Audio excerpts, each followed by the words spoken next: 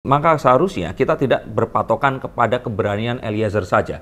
Tetapi apa yang menyebabkan Eliezer di sini sampai berani mengucapkan dan membongkar ini semua? Jika memang kita ini tidak paham hukum atau awam, coba jelaskan mengapa, terangkanlah mengapa 8 tahun, mengapa 12 tahun. Diduga ini akan divonis dengan sandiwara, mendingan dibebaskan saja. Toh kita semua kan sudah tahu ini akan berakhir dengan apa jika kita melihat tuntutan yang diberikan.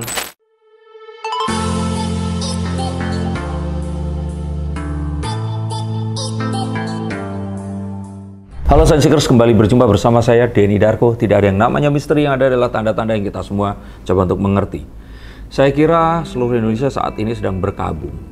Mengapa? Karena Richard Eliezer atau Baradae ini mendapat tuntutan hukuman hingga 12 tahun penjara. Sedangkan orang-orang yang diduga dan ini disangkakan juga, bahkan saya nggak tahu apakah terdakwa atau bukan di sini, dianggap ikut bekerja sama untuk melenyapkan Brigadir J atau Joshua, ini malah dituntut 8 tahun penjara. Sebenarnya masyarakat Indonesia kemarin itu cuman ya ngomel-ngomel aja saat dituntut 8 tahun yang saya bilang ini terlalu rendah. Tapi mereka langsung bergolak saat Baradae yang sudah mempertaruhkan nyawanya untuk jujur dan akhirnya membuka kasus ini seluas-luasnya, ini akhirnya dituntut dengan 12 tahun penjara. Lebih lama dibandingkan orang-orang yang sampai saat ini pun ini belum mengakui apa yang disangkakan pada mereka. Lalu akan seperti apa kasus ini? Yuk kita akan lihat menggunakan kartu-kartu saya.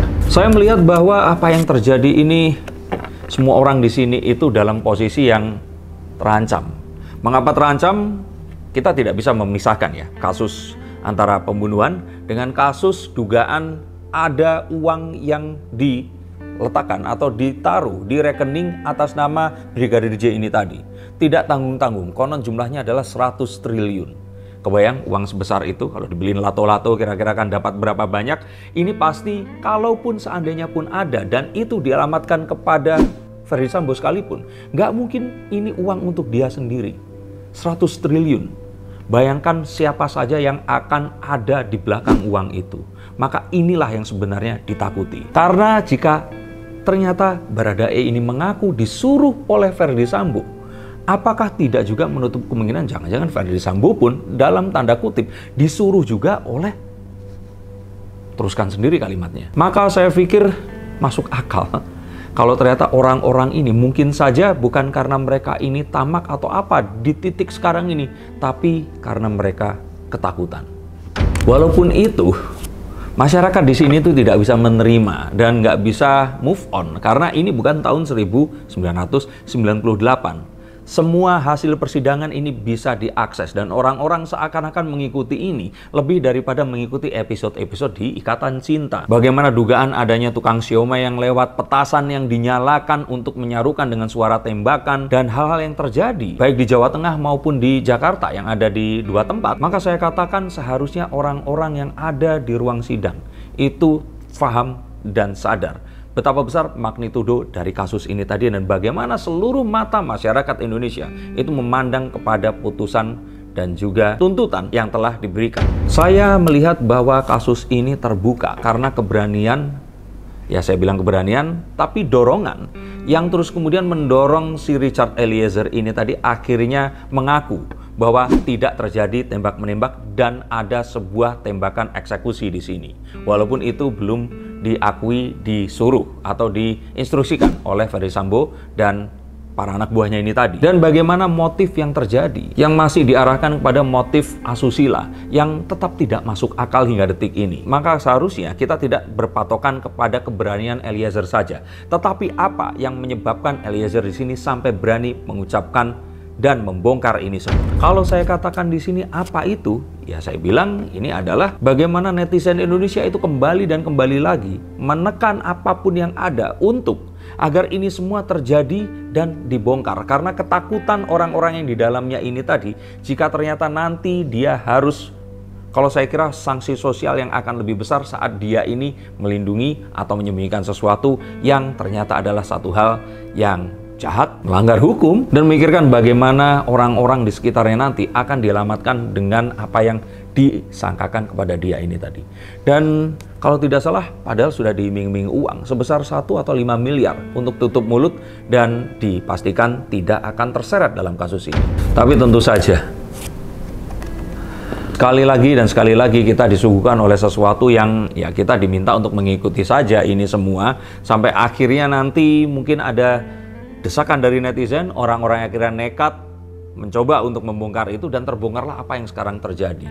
Jika tidak, maka kemarin itu kita akan dihadapkan kepada sandiwara yang akan begitu-begitu saja.